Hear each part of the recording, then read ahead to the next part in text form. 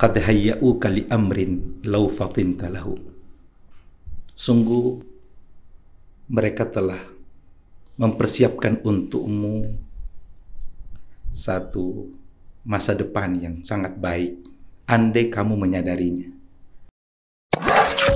Ikuti obrolan kami di PDD Indonesia. Sit back and relax and enjoy the talk. You're ready. Ustadz Mutahhir Arif LC MPD. Assalamualaikum warahmatullahi wabarakatuh. Waalaikumsalam warahmatullahi wabarakatuh.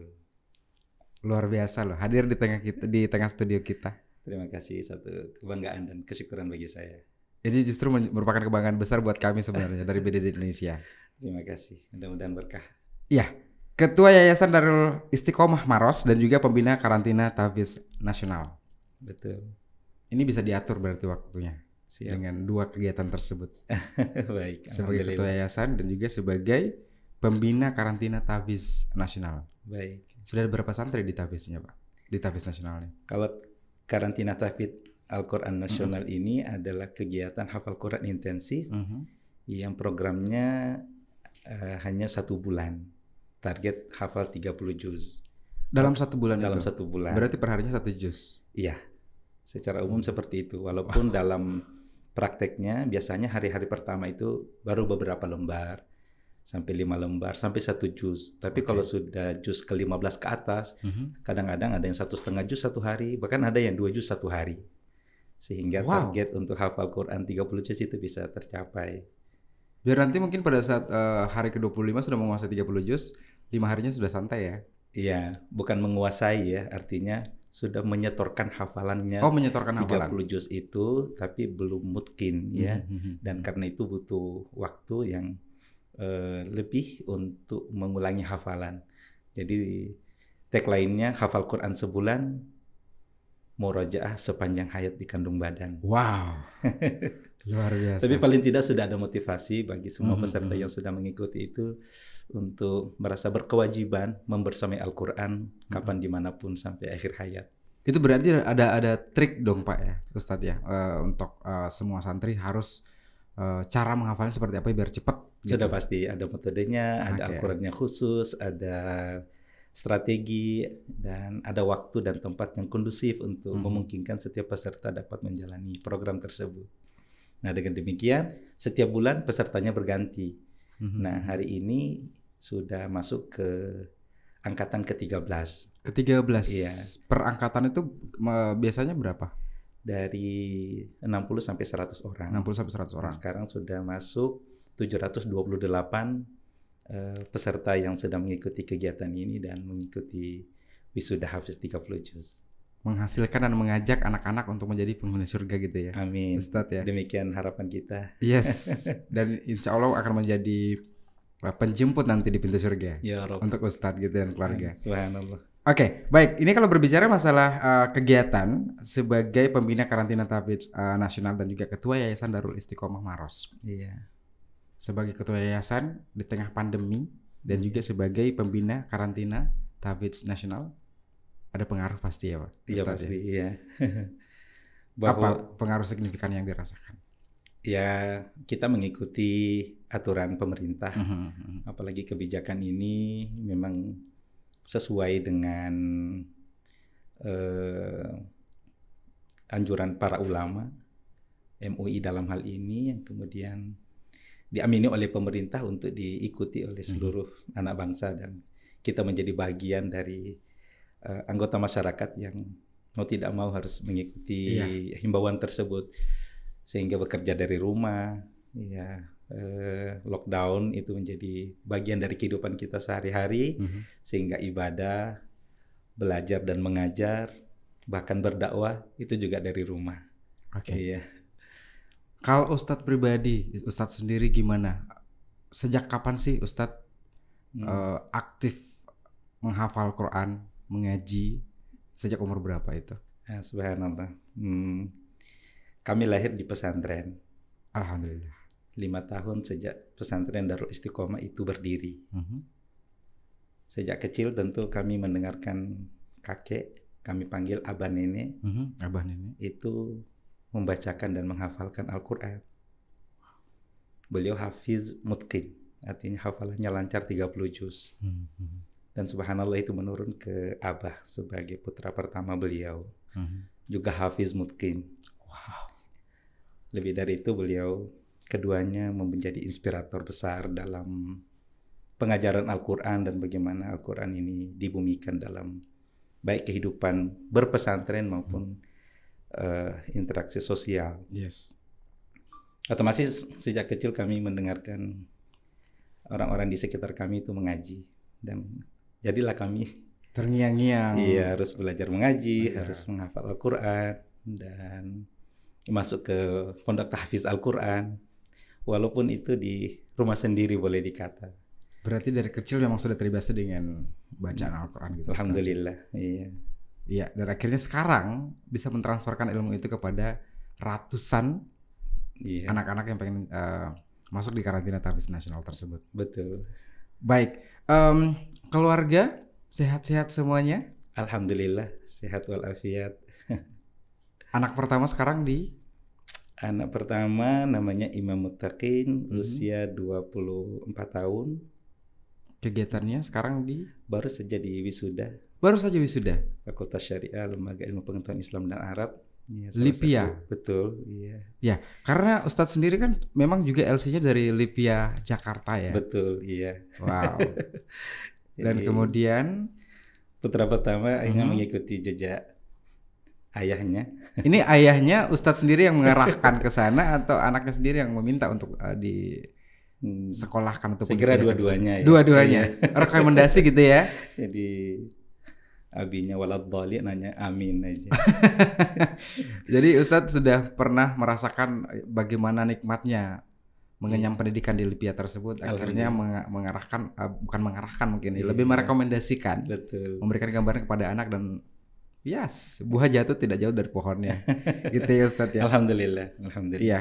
Kalau di tengah pandemi sekarang ini, anak-anak ini biasa dibawa ke liburan gak sih Ustadz? Beberapa kali ya ke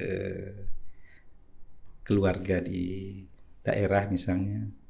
Ya tentu dengan memperhatikan protokol COVID ya. Atau ke tempat rekreasi yang aman ya. Yang aman. Artinya tidak dengan kerumunan banyak orang. Boleh dikata hanya kita-kita saja.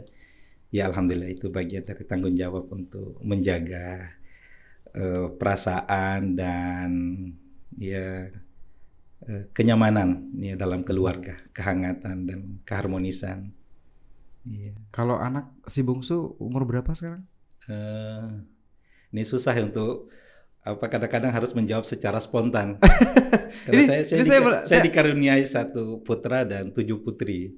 7 putri justru. Iya, jadi kalau ditanya anak keberapa, anak bungsu termasuk ya saya juga kadang-kadang harus hitung-hitung dulu Mikir nih. dulu gitu. Mikir dulu iya. Umurnya saya tidak tahu ya. Yang pasti kelas 5 SD. Kelas 5 SD. Iya, betul. Sudah mulai kelihatan hafalan Al-Qur'annya juga? Ya, sudah mulai menghafal. Wow. Sudah. Saya mengarahkan semua putra dan putri untuk menghafal Al-Qur'an. Ini berarti penjemput Ustadz nanti di pintu surga itu banyak sekali gitu ya Ustadz ya? Allahu Akbar. Mudah-mudahan insyaallah ya. Sangkaan baik dan doa yang termulia. Iya. Ustadz pernah menjadi imam Ramadan dan juga khatib Idul Fitri Masjid Al-Hikmah di New York, USA 2019 last year. Yes. Tahun lalu. Alhamdulillah, iya. How did it felt ya? Itu rasanya gimana Ustadz? Iya, jadi ceritanya panjang terus terang ya bagaimana kemudian kami bisa sampai ke USA. Berawal dari undangan Imam Samsi Ali sebagai presiden Nusantara Foundation untuk mengikuti International Muslim Day Parade di New York. Wow. Ya, satu penghelatan yang setiap tahun saudara-saudara kita kaum muslimin yang ada di sana untuk menunjukkan pada dunia bahwa Islam itu adalah agama yang santun, agama yang damai, tidak seperti yang menjadi opini umum bahwa Islam itu radikal, terorisme dan seterusnya. Dan saya betul terkesima dengan kegiatan itu karena dihadiri hampir 10.000 orang. Dari pagi sampai sore jalan protokol itu ditutup dan dijaga oleh para polisi. Ya, saya juga di luar dugaan kalau banyak di antara polisi itu yang rata-rata Muslim, yang berjilbab, poluannya. Mereka adalah native di sana atau? Iya, native dan berjilbab. Iya, berjilbab. Di New York ya, gitu ya. Mungkin pikiran kita dan termasuk Ustadz mungkin ya pada saat berangkat ke sana, pikirannya adalah oke, ini Islam adalah minoritas di sana. Betul. Ya kan? Iya. Dan akhirnya sampai di sana tiba-tiba tercengang dengan keadaan yang justru terbalik gitu ya, Ustadz ya. Sangat banyak yang terbalik. Apa yang menjadi bayangan saya sebelum menginjakkan kaki di Amerika. Nah, sesudah itu kami dapat kesempatan untuk berkunjung ke sejumlah komunitas Muslim ya, saudara-saudara kita yang ada di sejumlah state ya, sebutlah di Philadelphia, di Washington DC, di Houston, Texas.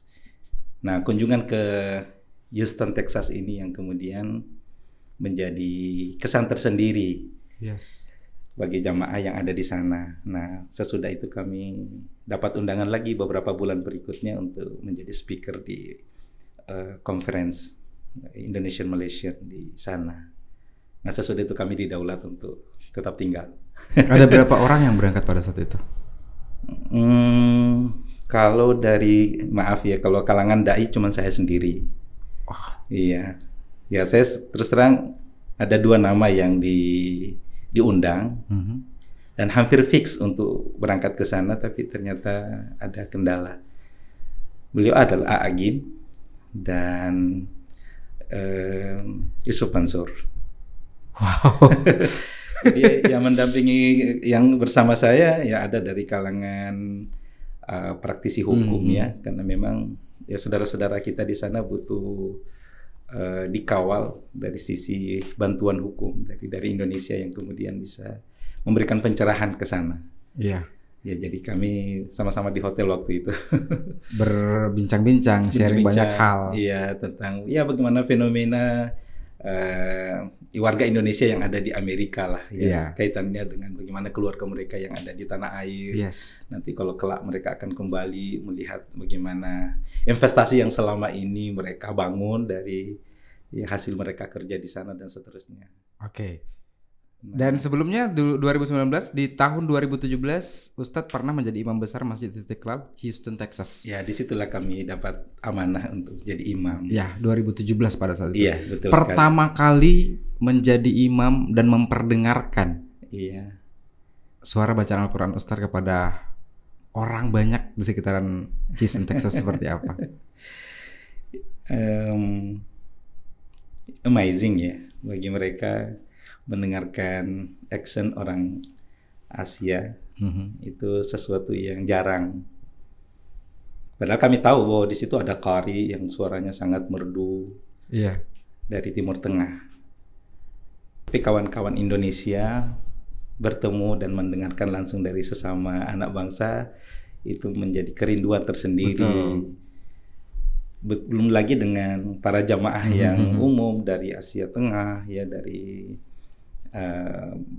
berbagai belahan dunia yang menjadi imigran dan menjadi citizen di sana, itu kemudian memberikan apresiasi yang sangat baik.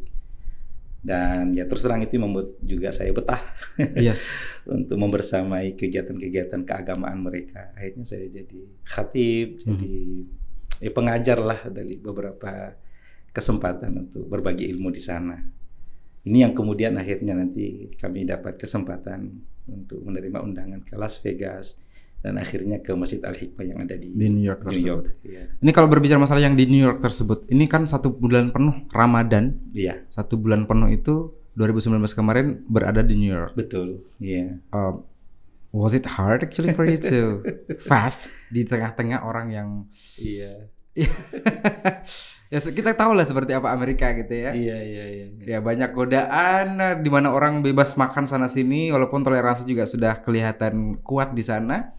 Tapi gimana? Betul, sangat berbeda ya dengan suasana Ramadan di tanah air atau negara-negara Muslim.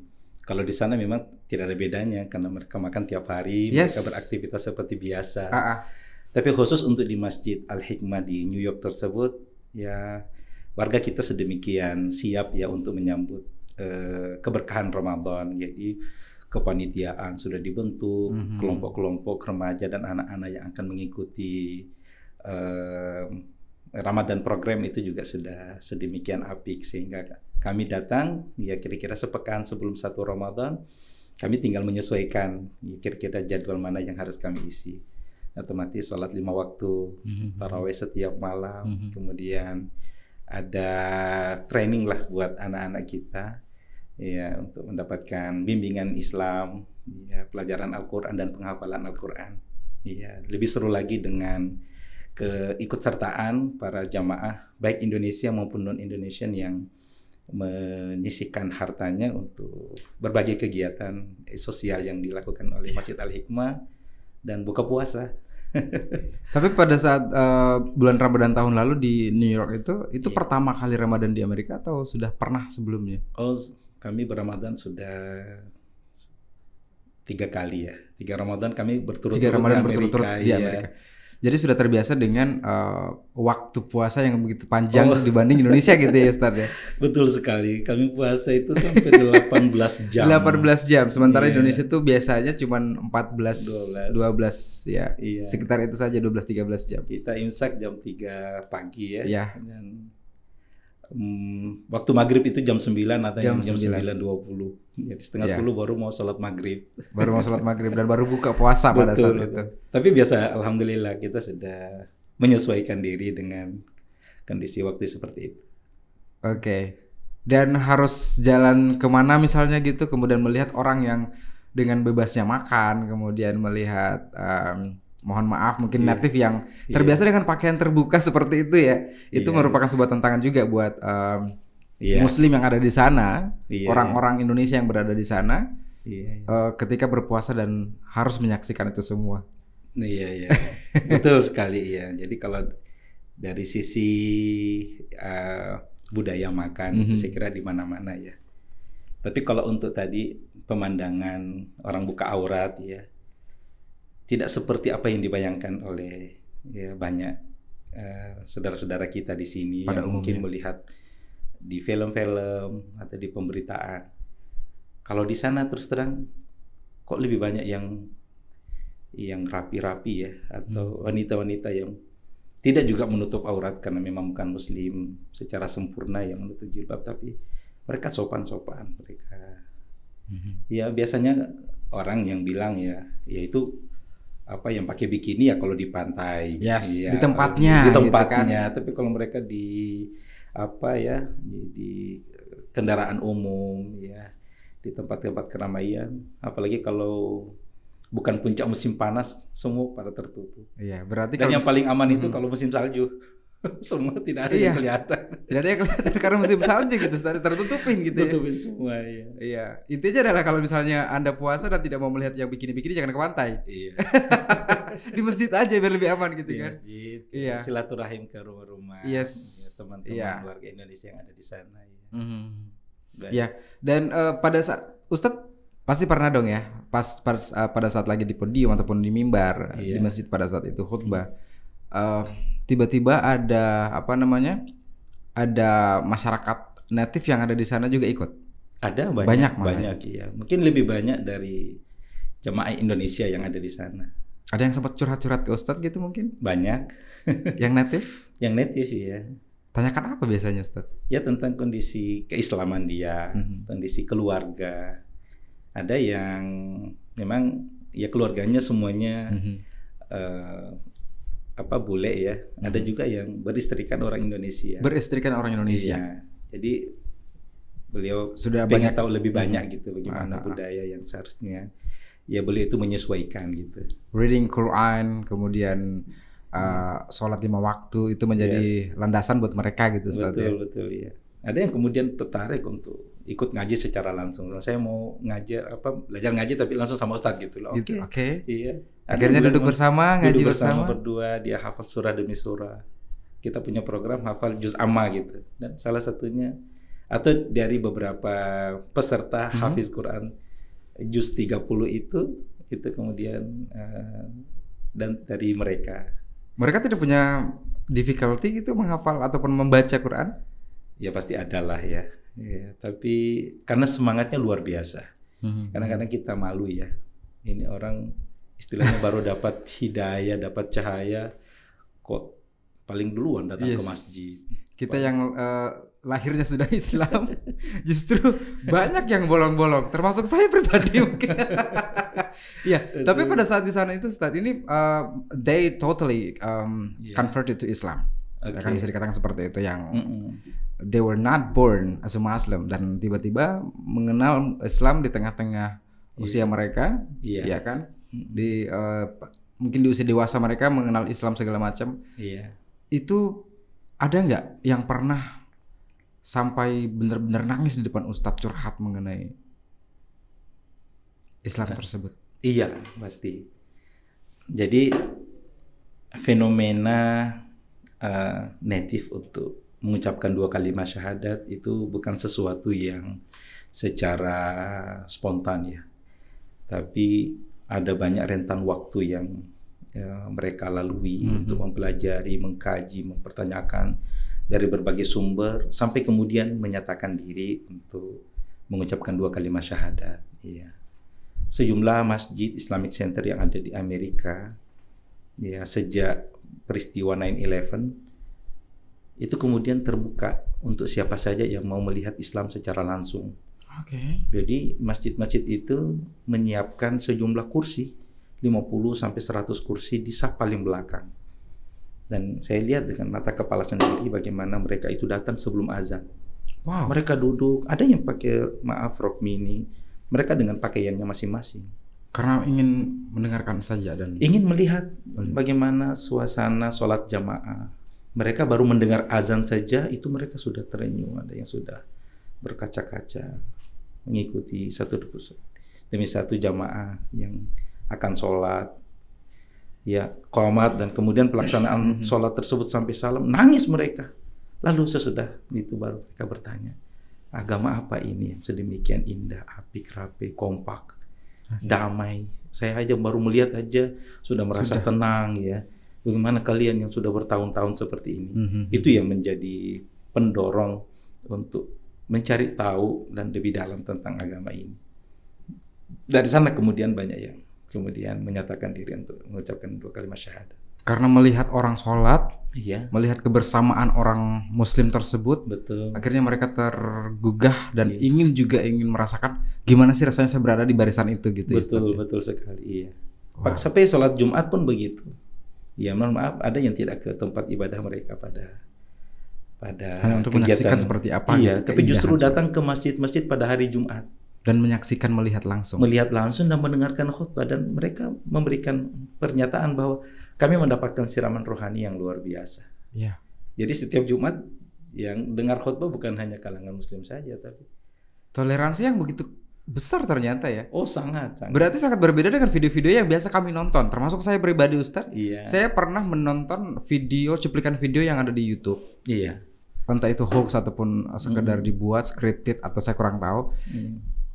Di mana menggambarkan orang native yang ada di sana menyerang orang yang berhijab besar.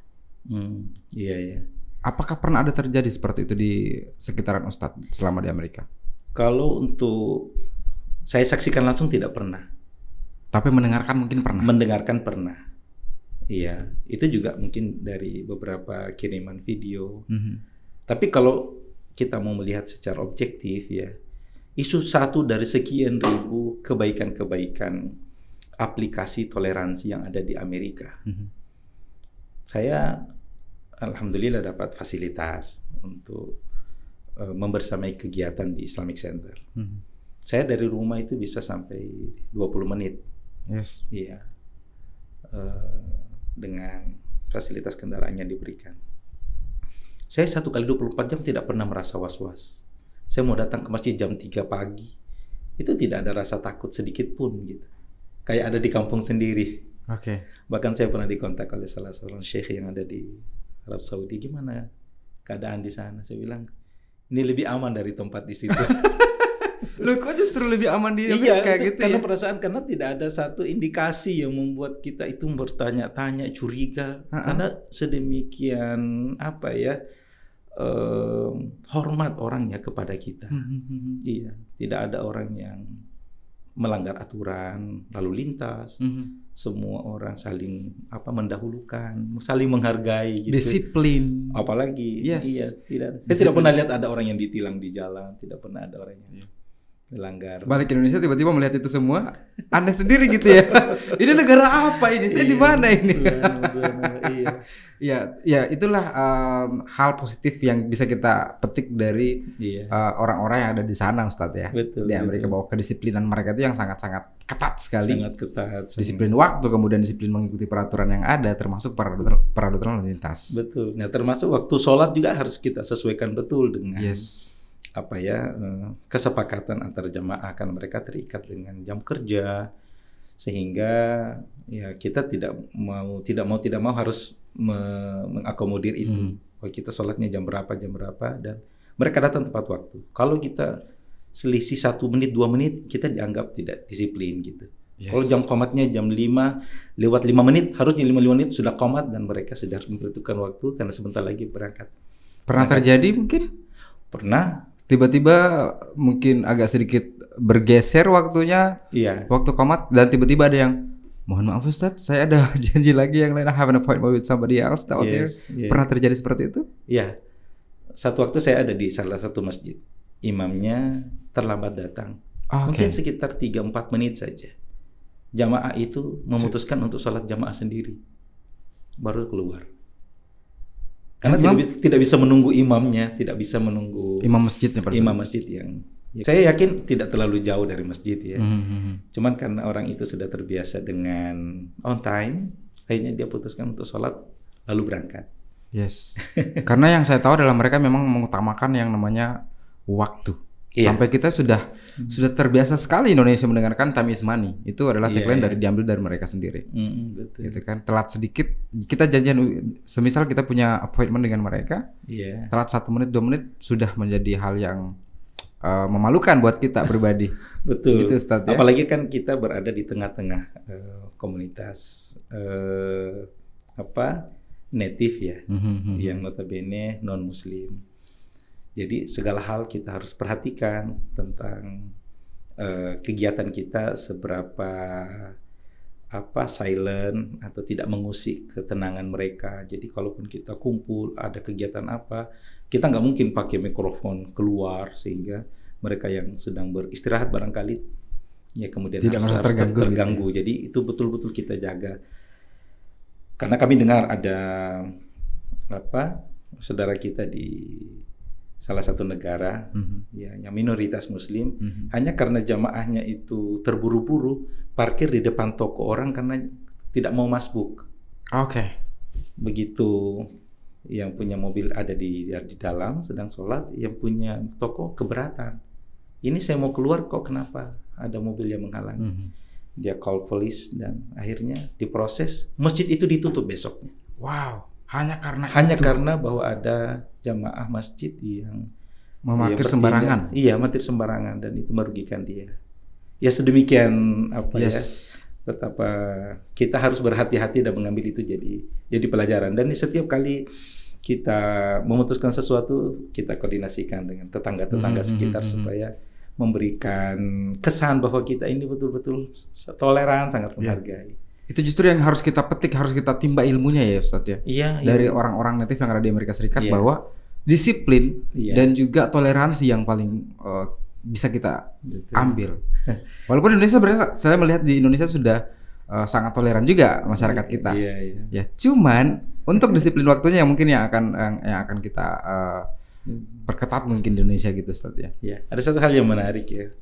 Kami ya tentu tidak hanya membina para jamaah dan mendidik dari putra-putri mereka untuk mengikuti pelajaran Islamic Studies dan seterusnya, tapi juga melatih mereka untuk bisa memiliki keterampilan hidup, mereka bisa bela diri. Nah, yang melatih bela diri mereka itu pendeta. Yang punya gereja besar. Akhirnya kami akrab, kami bersahabat dengannya. Dan it's okay aja. Mereka sangat senang.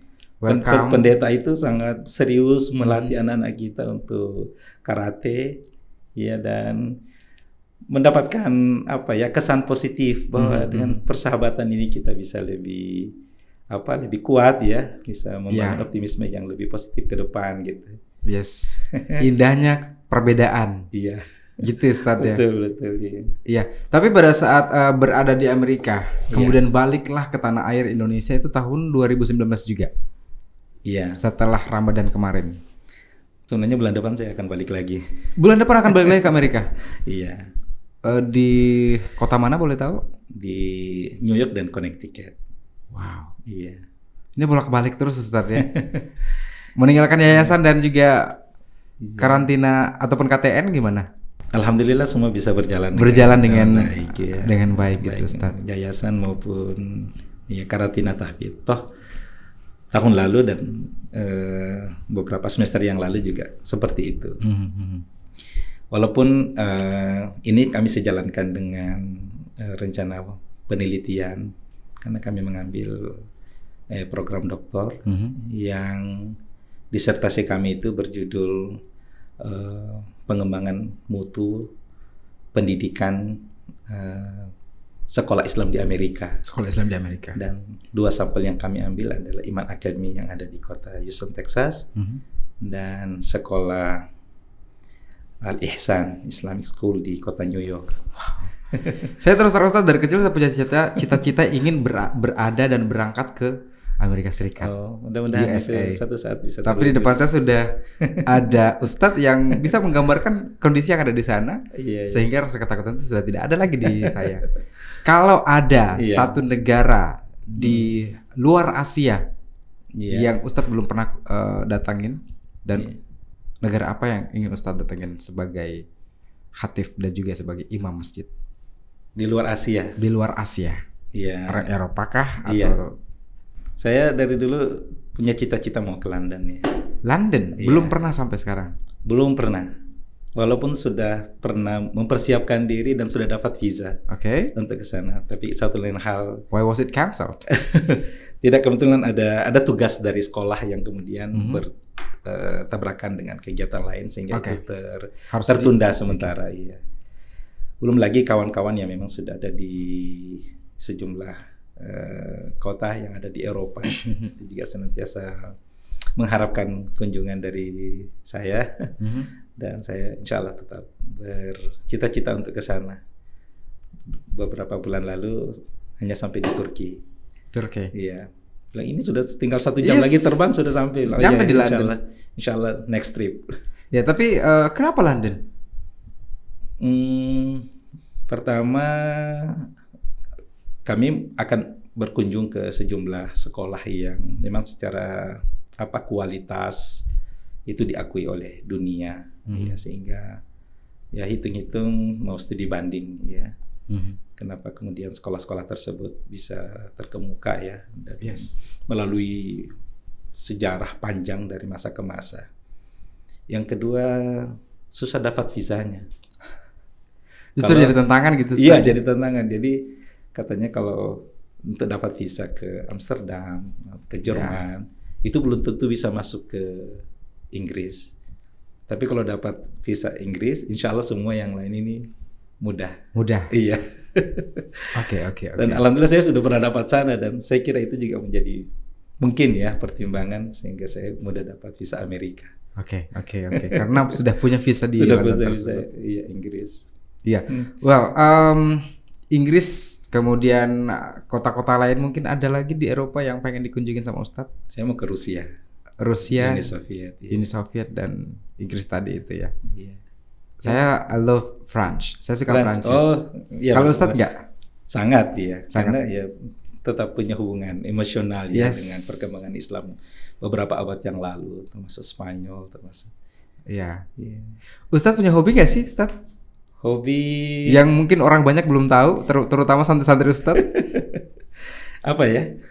Ada hobi nggak Ustadz yang bikin santri pada surprise? Oh, Ustadz ternyata suka hobi ini.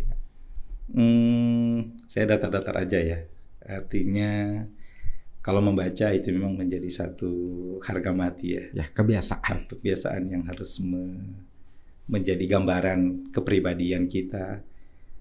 kalau pepatah Arab mengatakan faqidu syai' la yu'ti, orang yang tidak punya apa-apa ya tidak bisa memberikan apa-apa. Nah, salah satu sumber dan pintu ilmu pengetahuannya dari membaca. Jadi bagaimana membiasakan diri bawa buku kemana saja dan membaca di setiap waktu, itu kemudian tidak menjadi alasan bahwa kita tidak terlalu sibuk maka tidak bisa membaca. Yang kedua, saya punya dasar ya. Untuk olahraga apa saja saya. Olahraga apa saja? Iya, saya bisa. Ustadz katanya hobi bermain futsal, betul? Iya, apalagi di lapangan lebar juga bisa juga. Until today? Yes. Pernah mencoba untuk American football? Pernah. Really? Iya. Di sana kan orang. Yes, itu yang paling ini ya. Seperti sana. Bahkan saya main golf di Amerika. Wow, that's too expensive for sure. Karena bermain golf di Indonesia sudah mahal, apalagi bermain golf di Amerika gitu, Ustaz ya. Beli stick sendiri atau pinjam stick? Saya dapat hadiah justru satu paket, mulai dari kepala semua perlengkapan sampai stick, sampai sekarang masih ada gitu. Itu kenangan yang luar biasa loh, Ustaz. Betul sekali. Bahkan saya langsung diperhadapkan dengan turnamen. Jadi langsung pertandingan gitu. American football, golf. Yes. Iya. Langsung masuk di turnamen? Langsung masuk. Tapi konsekuensinya apa? Saya sampai jam 11 malam harus latihan. Pada turnamennya jam 6 pagi sudah harus ada di lapangan. Di lapangan? Iya. Tapi disitulah saya selalu mengembalikan kepada Allah bahwa ini dalam rangka dakwah semua, bukan hanya membuang waktu. Did you win? Ya. Wow, really? Saya bisa sholat duha di tengah lapangan golf. Itu dilihat oleh saudara-saudara kita, muslim dan non-muslim. Ya. Entah kenapa ya, saya dapat kemudahan untuk bisa menjalankan itu dengan baik. Yes. Pukulan-pukulan saya itu membuat orang melihat ini senior ini kayaknya. Betul. Ini kayaknya dilatih sama Tiger Woods langsung ini. Saya juga bertanya-tanya kok bisa begini. Iya. Mereka mendengarkan bunyi pukulan saya itu enggak, ini udah profesional ini. Yes, terhentak seperti profesional memukul bola golf. Sampai saya satu saat itu memukul bola itu di depan saya danau, dan sesudah danau itu ada bukit gitu. Orang semua yakin sama satu tim dengan saya pasti bolanya pasti jatuh di danau. Tapi kenyataannya bola saya itu menggelinding, padahal ke bawah ya. Justru ke bawah menggelinding di sepanjang danau itu dan naik ke atas mendekati holes terakhir. Itu membuat orang semua kaget-kaget. Iya. Saya bilangnya. Ada yang tanya mungkin pada saat itu, triknya apa sih, Ustaz? Sholat duha di tengah lapangan golf. Wallahu a'lam. Ya, itulah. Saya memang menyiapkan diri gitu untuk selalu bisa memberi manfaat pada orang. Kalau orang gembira dengan ini, kenapa kita tidak lakukan? Ya. Jadi saya kemana saja, jadi ikut mancing ya, bersama orang-orang mancing maniak ya. Yang ada di sana. 3 jam harus lepas pantai. Ikut, dan itu turnamen semua. Saya ikut main-main pesawat Andro itu. Yang apa? Yang memainkan pesawat dengan remote. Drone? Ya bukan, pesawat beneran. Pesawat beneran? Pesawat. Oh iya. Iya. I've heard that. Yes. Ya, tapi pada saat di sana saya lebih tertarik membahas tentang American football dong. Ini berarti masuk di lapangan tiba-tiba dikasih helm? Oh enggak sih, saya cuman ikut ya ini aja, pegang-pegang aja. Jadi ada satu American football, kalau boleh kata separuh dari penduduk Amerika itu betul-betul kecenderungan ya dengan itu. Jadi ada satu pekan itu American football ini diadakan di Houston untuk seluruh Amerika. Di seluruh kota itu memang seperti tersihir ya dengan keadaan yang harus berubah. Mobil nggak bisa masuk ke kota. Jadi pemerintah harus siapkan jarak 20 kilo untuk bus station. Jadi mobil-mobil mereka diparkir, kemudian kita diangkat secara free untuk masuk ke lapangan, ke tengah kota itu. Nah, dalam suasana itu saya sempat melihat bagaimana tanda petik ya orang maniak ya terhadap ya bintang kesayangannya. Yes. Nah, itu ada hall besar, semua patung-patung para pemain yang menjadi fansnya itu sudah dipasang. Nah, saya ikut masuk juga di situ, masuk pasang kepala juga di helmnya gitu. Mencoba rasanya seperti apa gitu. Ini bolanya kayak apa. kawan-kawan di Houston itu baik-baik semua. Jadi saya dapat hadiah banyak dari souvenir-souvenir. Seperti itu yang itu. Iya. Yang orang Indonesia mungkin akan susah mendapatkan itu. Iya itu. Kalau Ustadz diajak untuk ikut turnamen dengan pemain profesional di American football, iya, ya senang aja. Apakah akan mengambil kesempatan itu? Kenapa tidak? Wow. Tidak takut untuk disundul segala macam gitu? Ya terus terang saya selalu memilih untuk mengambil challenge itu. Ustadz memang suka tantangan ya? Suka tantangan. Secara pribadi? Iya. Oke. Kalau orang bisa, kenapa saya tidak? Seperti itu yang menjadi moto hidup. Moto hidup iya, ya. Untuk menjadi inspirasi untuk generasi kita ke depan. Gitu. Berarti pada saat melihat orang yang, oke, ini kayaknya hal positif berfaedah dikerjakan oleh orang, saya pun harus seperti itu. Iya. Saya pun harus bisa. Betul. Apapun bisa dijadikan contoh Ustadz ya, dan siapapun. Iya. Walaupun mungkin anak kecil, no problem Ustadz ya. Maksudnya? Ketika melihat anak kecil yang mungkin melakukan sesuatu hal yang positif, iya, yang membanggakan, Ustadz mungkin akan tergugah. Oke, saya juga harus seperti itu. Iya, betul. Apa di mana saja menjadi moto bahwa semua tempat adalah sekolah dan semua orang adalah guru. Dan di sana kita harus mengambil manfaat, mendapatkan pelajaran. Saya ingin dong Ustadz memberikan pesan-pesan kepada kaum milenial yang ada di Indonesia. Iya. Terhadap apa yang Ustadz yang pernah alami selama ini, sampai menjadi imam besar di Masjid Istiqlal di Amerika Serikat. Baik, iya. Saya punya satu inspirasi ya dari pepatah Arab yang mengatakan qad hayya'uka li amrin law fatinta lahu. Sungguh mereka telah mempersiapkan untukmu satu masa depan yang sangat baik andai kamu menyadarinya. Farba li nafsika an tar'a ma'al hamali, maka sayangilah dirimu untuk bermain-main dengan kelengahan dan kemalasan. Fisik yang utuh, peluang yang terbuka lebar, lingkungan yang mendukung, tidak ada alasan untuk kita terus belajar, terus mencoba, dan terus mempersembahkan karya yang positif dimanapun kita berada. Wow, luar biasa Ustadz. Ustadz, how many languages do you speak now? Buginese language, Makassar. And English? Arabic. Yeah, Indonesian and English. Itu dicampur-campur ya, dicampur-campur semua gitu Ustadz ya. Iya, karena itu juga memang sekali lagi menjadi satu tantangan ya, bahwa saya mempelajari bahasa Arab juga dari nol ya. Saya ketika duduk di sekolah Arab, saya mengatakan, ya Allah, semua pengalaman yang saya sudah lalui, bahwa saya tinggal di asrama sejak kelas 2 SD. Saya sudah tidak sama orang tua, tapi mencoba untuk mandiri. Dan kalau suasana belajar yang penuh dengan tantangan, tidak selengkap ya fasilitas dengan anak-anak milenial yang saat sekarang ini, yang kita mau belajar harus kerja dulu, harus memperbaiki kelas sendiri, harus nimbun kelas untuk kita duduk di atasnya. Lalu kalau untuk berhadapan dengan satu tantangan mempelajari bahasa tertentu, harusnya ini menjadi sesuatu yang jauh lebih mudah. Kenapa tidak tinggal di tempat sekolah di fasilitasi yang sedemikian sempurna lah, ada native di depan kita. Kenapa tidak ini menjadi sebuah dorongan yang dahsyat untuk kita meraih apa yang kita cita-citakan. Jadi dari situ saya belajar bahasa Arab dalam 1 semester, di luar dugaan saya bisa ranking 2. Wow. Iya, padahal teman-teman saya melihat ini orang yang sudah lama berkecimpung dalam pembelajaran bahasa Arab, tapi kemudian kenyataan itu yang membuat saya lebih bersemangat lagi.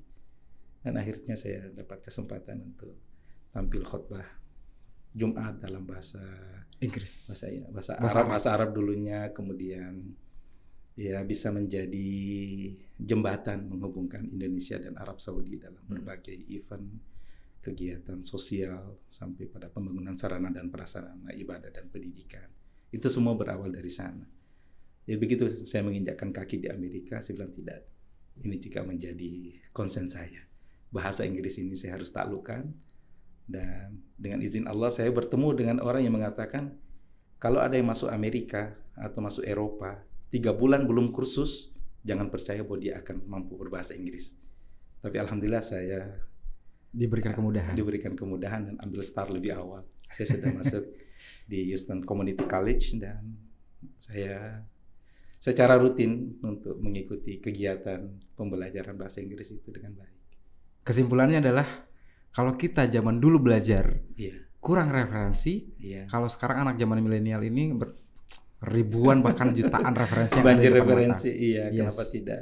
Berarti kalau kita dulu bisa, sekarang berarti harus lebih cepat bisa. Betul sekali, Sekarang zamannya lebih cepat, Dan satu yang saya melihat dari Ustadz ini adalah melihat beban. Ya mungkin kita melihat itu beban, tapi justru melihat Ustadz melihatnya menjadi sebuah tantangan gitu Ustadz ya. Betul, yang menarik untuk diselesaikan dan dijalankan. Betul sekali. Dan itu adalah konsekuensi iman bahwa tantangan itu bukan sesuatu yang membuat kita mundur, tapi justru mendorong kita untuk lebih positif maju ke depan. Iya. Ya, di dalam Al-Qur'an, dalam hadits Nabi Shallallahu Alaihi Wasallam banyak sekali statement yang menjadikan seorang muslim itu harus tampil mengambil peran tersebut walaupun di depan mata itu sangat berat, Yes. Hudzaifah bin Yaman kalau saya nggak salah seorang sahabat yang dikasih tantangan oleh Nabi, kamu bisa menguasai agama Yahudi padahal belum ada dasar. Beliau bisa menyusup ke sana dan dalam 17 hari beliau bisa menguasai bahasa Yahudi. Dan itu berarti bahwa setiap muslim harus menerima tantangan itu dalam rangka kepentingan dakwah untuk mengefektifkan waktu dan bisa merebut apa yang bisa dia lakukan secara maksimal. Ini saya merasakan bahwa hari ini podcast kita lebih berisikan kajian. Ustadz kalau ada kajian lagi nanti, kapan hari saya mesti diundang Ustadz ya. Oh baik. Untuk jadi jamaahnya Ustadz, nonton, menyaksikan kajian yang Ustadz bawakan. Insya Allah. Saya ini adalah pekan kedua untuk membawakan kajian kitab online yang dilaksanakan oleh salah satu organisasi Muhammadiyah Amerika. Ya, jadi hari Jumat waktu Amerika, tapi hari Sabtu untuk waktu Indonesia. Ya, kita lebih cepat. Iya, kita Madarijus Salikin, karangan ulama besar Imam Ibnul Qayyim Al-Jauziyah. Dan itu akan menjadi asupan yang sangat bermakna bagi hati-hati yang gersang. Bahwa secara umum ilmu itu ada 3. Ilmu yang berarti praktek, sesuatu yang harus kita lakukan, yang kita amalkan. Akidah, ilmu yang berarti penerapan dan keyakinan di dalam hati. Dan yang ketiga adalah ilmu yang mengantarkan kita pada tazkiyatun nufus atau lebih dikenal dengan perbaikan akhlak. Nah, kalau kitab Madarijus Salikin adalah satu kitab yang memandu kita bagaimana memiliki etika, memiliki budi yang lebih baik dalam interaksi sosial kita. Oke, baik, luar biasa. Inspirasi hari ini yang begitu besar sekali. Dari sisi lain, ketika Ustadz menjadi seorang imam masjid dan juga khotib yang ada di Amerika Serikat. Ini semoga menjadi inspirasi yang besar juga buat viewers BDD. Dan semoga ada waktu lagi kita akan undang lagi hadir bersama dengan BDD Indonesia. Dan kita mungkin akan menceritakan hal-hal baru dari pengalaman Ustadz pribadi. Kalau boleh saya tengahkan satu ya. Silakan. Satu ketika saya di Connecticut, kebetulan pesantren pertama yang didirikan di sana, yang diinisiasi oleh Imam Samsi Ali, itu boleh dikata belum ada muslim yang ada di sekitar kota tersebut. Otomatis kalau kita untuk Jumatan harus menempuh jarak yang jauh, kurang lebih 1 jam ke Hartford namanya. Rupanya di sana ada masjid yang megah. Di Harvard. Oh, kalau Harvard University, itu kampus ya. Kalau Harvard University itu juga jaraknya tidak jauh, kurang lebih. Maklum Ustaz, saya belum pernah ke Amerika soalnya Ustaz. Baru bermimpi Ustaz. Masih di state Connecticut. Yes. Ada satu masjid yang megah di sana. Ada satu masjid yang megah. Di dalam itu pertama kali saya melihatnya, subhanallah, bahwa di tengah komunitas non muslim ada masjid sedemikian megah. Saya pertama kali masuk karena diantar oleh semuanya bule, subhanallah, berarti empat orang. Empat orang yang native yang mengantar saya ke sana. Jadi begitu saya masuk langsung disambut dengan ramah. Iya, gitu ditanya, where are you from? From Indonesia. Do you know Alwi Shihab? Like, of course. Oke. Iya, saya bangun masjid ini dengan Alwi Shihab. Allah Akbar. Saya berpelukan gitu. Saya bilang, aduh, saya merasa sampai di negara sendiri. Yes, seolah pulang kampung gitu. Iya, betul, bahwa subhanallah orang Indonesia punya apa ya, cindera mata di situ. Beliau namanya Reza, Dr. Reza Mansur rupanya. Wow. Ya, singkat cerita, karena menjelang Jumat, saya kemudian begitu habis sholat langsung didekati. Ya, itu azan. Saya langsung disuruh azan. Oke. Gimana ya, saya baru pertama kali dan akhirnya ya karena diminta seperti itu, bilang oke, I can try. Apresiasi gitu ya. Iya. Saya azan lah ya, dengan kemampuan yang biasa-biasa saja. Tapi apa yang terjadi begitu saya mengakhiri azan, semua orang pada berlompatan memeluk saya. Wow. Dari belakang itu peluk saya, this amazing. Kamu dari mana? Yes. Iya, ya cukup mengharukan waktu itu, subhanallah. Akhirnya saya diminta untuk tinggal sesudah itu dan dia bertanya lebih jauh. Entah kenapa saya maghrib dipanggil lagi. Pas itu pada jaraknya jauh. Dan akhirnya saya dipersilahkan untuk azan. Jadi imam. Jadi pada saat sholat pertama itu cuma azan saja, azan saja karena sudah ada khatib, sudah ada ini dan seterusnya. Kemudian maghribnya? Maghrib saya pimpin sholat lah.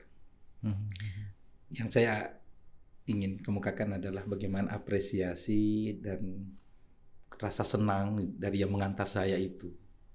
Kebetulan hanya satu keluarga yang Muslim di Connecticut yang saya tahu. Ya, namanya Mr. Matt ya, yang ya juga turut membantu kita merintis pembangunan pesantren Nuri Nusantara Mandatang. Native asli di situ. Istrinya dari dari keturunan Irlandia. Nah, begitu habis sholat, semua jamaah yang ada di lantai 2 kemudian bertanya, ini suara baru. Siapa dari mana gitu. Who is this guy? Yeah. Doing azan that beautiful. Gitu mungkin ya Ustaz ya. Iya, ini istrinya Mr. Matt itu dengan bangganya. He comes with me. Dia datang bersama saya bawa orang ini ke sini gitu. Yes. Akhirnya dia lihat siapa kan dia dari atas dia lihat begitu. Hey, look at me. I bring this guy with me. Gitu ya. Yes. Dengan senangnya, bangganya. Gitu. Luar biasa senangnya. Akhirnya ditawari gitu. Kalau bisa beradab tinggal di sini aja. Beradab tinggal di situ, diminta untuk tinggal di situ. Bahkan menjadi imam di situ. Dan menjadi imam masjid di situ. Iya. Masya Allah. Saya bilang I'm sorry. Saya sudah ada kontrak ya. Sedang menjalankan tugas di Connecticut. Iya. Bilang insya Allah. Tapi one day pada saat nanti ada waktu yang kosong lumayan panjang diajak ke sana gimana Ustaz? Oh iya bisa saja. Iya. Dan sangat memungkinkan untuk itu. Tapi masih keep in touch dengan mereka Ustaz ya? Iya, masih ada, alhamdulillah. Wow. Menyebarkan agama Islam yang begitu melebar di Amerika Serikat. Betul. Itu merupakan sebuah kebanggaan yang bisa dikatakan bahwa it's a 1 million chance. Oh iya, yang menemani saya untuk sholat Jumat itu hanya satu yang Muslim. Selebihnya non-Muslim. Ya, non-Muslim. Tapi ikut sholat Jumat, ikut dengar khutbah. Ikut sholat Jumat. Ikut sholat Jumat, non-Muslim. Iya, dan ini surprise banget bagi mereka gitu loh. Luar biasa ya suasana seperti ini. Ya, saya belum ikuti apakah beliau sudah syahadat atau belum. Yang pasti waktu itu beliau sangat serius dan sangat terenyuh dengan suasana. Dan akhirnya Ustaz bisa merasakan captivated, merasakan sangat-sangat bangga dengan itu. Alhamdulillah. Dan kalau saya dengar-dengar memang dengan suasana seperti itu yang membuat banyak orang Amerika dengan rasionalnya yang sedemikian positif, ya kemudian menerima Islam ini sebagai way of life. Bahwa ini adalah jalan yang bukan hanya menemukan kebenaran, tetapi memang sangat sejalan dengan ketenangan batin yang Yes. mereka rasakan. Berbicara masalah keluarga, Siap. anak-anak di rumah, Iya. Ustadz nikah cepat atau ketemu jodoh itu cepat atau gimana Ustadz? Kalau menurut orang itu terlalu cepat karena saya menikah di usia 18 tahun. 18 tahun? Iya. Tapi saya tidak merasa heran karena memang orang tua punya kaidah seperti itu. Anaknya kalau lepas SMA sudah harus menikah sebelum kuliah. Oke. Biar kuliahnya nanti bisa lebih relatif aman lah Yes. dalam interaksi sosial. Namun dengan izin Allah Subhanahu wa taala ya itu semua kami jalani dengan baik. Oke. Saya menikah dan saya sama-sama kuliah dengan istri. Iya. 17 tahun kemudian saya dikaruniai anak yang ketika umur 17 tahun saya sudah nikahkan juga. Jadi tidak terlalu jauh interval waktu usia saya dengan anak pertama. Berarti Iya. anaknya pada saat umur 17 tahun sudah dinikahkan juga? Iya, 17 tahun. Persyaratannya untuk nikah cepat itu seperti apa? Yang penting sudah hafal Quran. Itu yang paling penting ya? Iya, jadi anak saya sudah hafal Quran 30 juz. Masya Saya Allah. sudah merasa tenang dan meyakini bahwa ini sudah pantas untuk menerima amanah, menerima tanggung jawab sebagai kepala rumah tangga. Dan memimpin rumah tangga sendiri. Iya, dan itu diikuti oleh semua adik-adiknya. Ya, Adik-adik yang lain pun alhamdulillah 5 dari anak saya begitu sudah hafal Quran saya tidak ragu-ragu untuk menikahkan atau menerima lamaran. Yes. Ya, karena saya yakin dengan izin Allah Subhanahu wa taala bermodalkan Al-Qur'an yang mereka hafal, Allah Subhanahu wa taala akan memberikan bimbingan pada mereka. Jadi 17 putrinya pun juga akan mengikuti Dari penghafalan Quran tersebut 30 juz. iya, alhamdulillah. Yes. Semua anak-anak kami memang saya arahkan untuk menjadikan hafal Quran itu sebagai basic dalam hidup. Iya. Wow. Luar biasa Ustadz. Seperti itu. Oke. Ada satu hal yang bagi saya menjadi satu rahasia kalau dibilang keterarahan. Saya sejak kecil terbiasa minta izin pada orang tua untuk kegiatan apa saja. Kegiatan apa saja? Iya, apa yang saya mau lakukan saya izin. Harus ada restu gitu, Kalau sifatnya perintah ataupun nasihat itu sudah otomatis. Tapi sesuatu yang bersifat inisiatif, keinginan pribadi, saya mau bepergian abah umi ke tempat tertentu, itu tidak akan melangkah kecuali atas restu beliau berdua. Harus ada restu gitu. Harus ada restu ya. Sampai satu saat saya sudah merencanakan satu perjalanan ya ke Jawa waktu itu dan saya sudah punya tiket. Umur berapa waktu itu? Umur kelas 3 SMA ya. Iya. Tapi orang tua kemudian tidak restu. Tidak merestui untuk berangkat ke sana Iya. karena mungkin terlalu jauh. Di usia segitu. Ya mungkin salah satunya. Iya, dan mungkin pertimbangan beliau jauh lebih matang sehingga saya diminta untuk mengurungkan niat itu. Tapi sudah punya tiket. Iya. Dan akhirnya saya harus dibatalkan. Nah, itulah yang kemudian menjadi semacam pengawalan kami dalam mengarungi kehidupan sampai ditawarkan untuk menikah, seolah-olah tak kuasa untuk menolak. Yes. Walaupun sesudah itu mengatakan yes. Karena menikah juga merupakan ibadah. Iya. Jadi untuk bepergian dari Jakarta ke Depok pun saya harus telepon Abah, saya ada rencana begini, tujuannya apa. Nanti beliau mengatakan ya silakan, baru saya bergerak. Itu pun sampai di sana itu tetap di calling mana sehat, tiba selamat. Apalagi lebih jauh dari itu ke Bogor, ke Bandung dan seterusnya. Itu saya rasakan ada keberkahan yang luar biasa sehingga menjadi ketentuan untuk selalu meminta restu dan pasti didoakan selalu untuk keselamatan dan untuk kebaikan kami bersama keluarga. Betul. Lampu hijau dari orang tua adalah hal yang paling penting. Iya. Sebelum Ustadz melakukan kegiatan Ustadz gitu. Iya. Alhamdulillah sampai hari ini kami terus jaga itu. Dan selalu meminta doa restu dari kedua orang tua. Kalau Ustadz sendiri dekat dengan Abah atau dua-duanya? Dua-duanya. Sama ya. Tidak ada yang lebih dekat, tapi dua-duanya sama-sama dekat. Iya, kemudian karena setiap saat kami ditelepon, nyaris tidak ada satu hari kecuali Abah Umi selalu menghubungi saya. Wow. Bisa dibilang anak kesayangan Ustadz ya? Saya kira sama dengan saudara-saudara saya yang lain. Ya. Bahkan dengan WA sekalipun, Umi setiap jam 2.30 pasti menghubungi saya. Setiap jam 2.30? Iya, untuk bangunkan Qiyamul Lail. Oh, okay. Sampai tadi malam pun masih seperti itu. Wow, luar biasa. Iya, alhamdulillah.